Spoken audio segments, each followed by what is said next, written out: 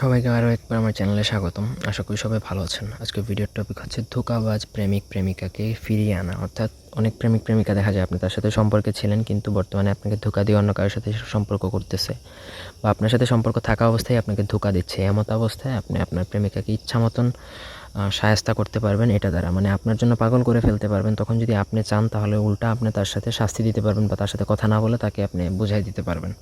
তবে আমি বলব যে এটা যদি প্রয়োগ করেন তাহলে আপনি যার উপরে প্রয়োগ করেন তাকে বিয়ে করে ফেলবেন, কারণ এটা প্রয়োগ করার ফলে তার অবস্থা এমন অস্থির হবে যে আপনাকে ছাড়া কিছুই বুঝবে না। প্রথম থেকে পুরো ভিডিওটা না টেনে শেষ পর্যন্ত দেখুন।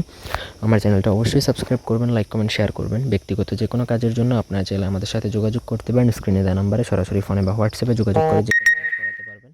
দেশে বা দেশের বাইরে থেকে বান, জাদু টোনা ইত্যাদি যে কোনো কাজ করাতে পারবেন। তো স্ক্রিনে যেই 16টা ঘরের নকশা দেখতে পাচ্ছেন, এটা আমার অনুমতি নিয়ে যে কোনো পূর্ণিমাতে আপনাকে লিখতে হবে। একা নির্জনে বসে মোমবাতির আলো জ্বালিয়ে ভূষিপত্রের মধ্যে মেশকো জাফরান কালি দ্বারা। লেখার সময় মুখের মধ্যে মধু বা চিনি বা মিষ্টি জাতীয় যে কোনো দ্রব্য রাখবেন, খেজুর হলে আরও ভালো হয়। এবং যখন লিখবেন আপনি যার জন্য লিখবেন তার কথাটা কল্পনা বা তার চেহারাটা কল্পনা করতে করতে লিখবেন। নিচে তার নাম, সে ছেলে হলে তার পিতার নাম, ঠিকানা, মেয়ে হলে তার মায়ের নাম এবং ঠিকানাটা উল্লেখ করবেন।